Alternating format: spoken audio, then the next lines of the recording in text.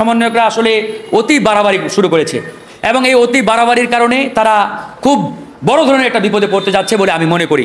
দেখুন, এই আন্দোলনটি ছাত্র বা ওই সমন্বয়করা একা করেছে, এটা যেমন ভুল, আবার আমরা যদি মনে করি এই আন্দোলনটি শুধুমাত্র রাজনৈতিক দলরাই করেছে, এটাও ভুল। এটা অবশ্যই ছাত্র, জনতা এবং রাজনৈতিক দল সকলের সম্মিলিত একটা প্রচেষ্টায় এই আন্দোলন সফল হয়েছে। এই জায়গায় ছাত্ররাও ছিল, আন্দোলনে রাজনৈতিক দলগুলোও ছিল। এটা মনে রাখতে হবে, ছাত্ররা নেতৃত্ব দিয়েছে, তার মানে এই নয় যে ছাত্ররাই সব করেছে। আরে ভাই, আপনারা যদি সব করেন তাহলে এই যে জামাত বলেন, বিএনপি বলেন, আমরা গণ অধিকার, অন্যান্য যে রাজনৈতিক দলগুলো আছে, যারা আমরা 17টি বছর ধরে লড়াই সংগ্রাম করে আসছি হাসিনার বিরুদ্ধে, এই আন্দোলনে এদের কোনো ভূমিকা নেই? হাজার হাজার মানুষ বিরোধী দলের গুমের শিকার হয়েছে, খুনের শিকার হয়েছে।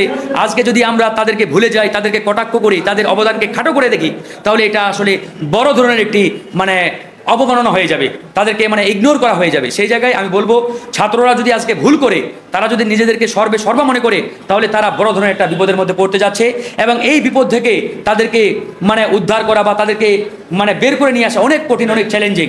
আজকে ছাত্ররা, তাদের উচিত ছিল ছাত্র, জনতা এবং রাজনৈতিক দল সবার সাথে প্রথম একটা সমন্বয় সভা করা এবং সেখানে সবাইকে ধন্যবাদ দেওয়া এবং বলা যে আমরা হয়তো সামনে ছিলাম, আমরা তো ওই যে অনলাইনে ঘোষণা দিয়েছি যে কালকে এটা বাস্তবায়ন কারা করেছে? বাস্তবায়ন করেছে রাজনৈতিক দল, ছাত্র জনতা। তারা তো নিজেরা এসে মিছিল করে নাই, নিজেরা এসে মিটিং করে নাই, মিটিং মিছিল করেছে, আন্দোলন সংগ্রাম করেছে রাজপথে কে? ছাত্র জনতা, রাজনৈতিক দলগুলো।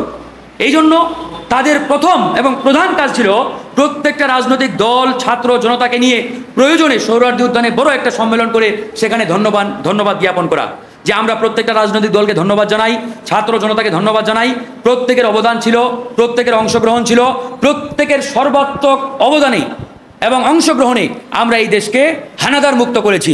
তা না করে আজকে এই সমন্বয়করা যে বাড়াবাড়ি শুরু করেছে, যেভাবে বিএনপিকে কটাক্ষ করে, জামাতকে কটাক্ষ করে, কিংবা অন্য কোনো দলকে ছোট করে দেখে, একে হেয় প্রতিপন্ন করে, এটার মাধ্যমে আসলে আমি মনে করি তাদের যে মূল নৈতিক জায়গা, এই নৈতিক জায়গায় তারা আর এখন আমার মনে হচ্ছে যে অনেক দূরে তারা সরিয়ে গেছে, অনেক দূরে চলে যাচ্ছে। এটা হলে আমরা সবাই বিপদে পড়ব। একই সাথে আমি বিএনপি, জামাত ইসলাম তাদেরকেও বলতে চাই যে এই মুহূর্তে যেহেতু বাংলাদেশ জাতীয়তাবাদী দল বিএনপি সবচেয়ে বড় রাজনৈতিক দল, জামাত ইসলাম আছে, অন্যান্য দলগুলো আছে, আমাদের মধ্যেও বিভাজন হয়, আমাদের মধ্যে দূরত্ব সৃষ্টি হয়, এ ধরনের কোনো বক্তব্য দেওয়া যাবে না, এ ধরনের কোনো কাজ করা যাবে না।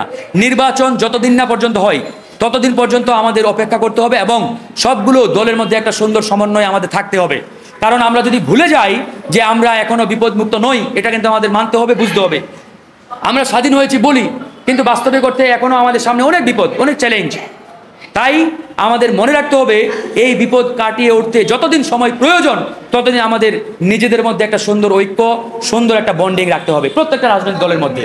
তা না হলে সামনে কিন্তু আমরা মহা বিপদ আমরা পড়তে যাচ্ছি এবং পড়তে পারি। তো সেই জায়গায় যাই হোক, আমি পরিশেষে এতটুকুই বলবো, ছাত্র সমন্বয়করা যদি সংযত এখনই না হয়, এখনই যদি তারা সংযত না হয়ে কথা বলে, তাহলে এমন এক বিপদে পড়বে, এখান থেকে বের হওয়াটা তাদের জন্য অনেক চ্যালেঞ্জিং হবে এবং কঠিন হয়ে যাবে। এই যে বিভিন্ন জায়গায় তারা সভা করছে, সেখানে আমরা দেখতে পাচ্ছি রাজনৈতিক দলগুলোকে তারা হেওয়া প্রতিপন্ন করছে, নানাভাবে কটাক্ষ করছে, এগুলো আসলে কোনোভাবে কাম্য নয়। হ্যাঁ ভাই, আপনাদের যদি ইচ্ছা হয় রাজনৈতিক দল করেন, কোনো আপত্তি নেই, কিন্তু আপনি এমন না যে আরেকটা দলকে ছোট করবেন, আরেকটা দলের নেতাকে খাটো করবেন, গালিগালাজ করবেন আর রাজনৈতিক দল করবেন, এটা কোনোভাবে কাম্য নয়। এটা কোনোভাবে আমরা মানতে পারি না এবং হতেও দেওয়া যাবে না। সেই জায়গায় একটি সুন্দর সমন্বয় করে আপনারা কাজ করেন, অসুবিধা নেই। আমরা গণতান্ত্রিক বাংলাদেশে বসবাস করছি, যে কোনো মানুষের, ব্যক্তির, সংগঠনের রাজনৈতিক দল করার অধিকার আছে, সংগঠন করার অধিকার আছে, যার যেটা ইচ্ছা করেন, নিয়মতান্ত্রিক পন্থায় করেন। আরেকজনকে কেন গালি দিবেন, কেন ছোট করবেন?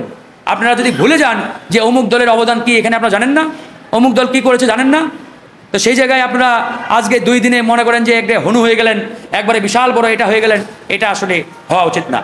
আন্দোলন সংগ্রাম যারা দীর্ঘদিন ধরে করে আসছে, তাদের অভিজ্ঞতা, আর আপনারা এই 1-2 মাসে একবারে তাদের থেকে বেশি অভিজ্ঞ সম্পন্ন হয়ে গেলেন, এটা ভাববার কোনো কারণ নেই।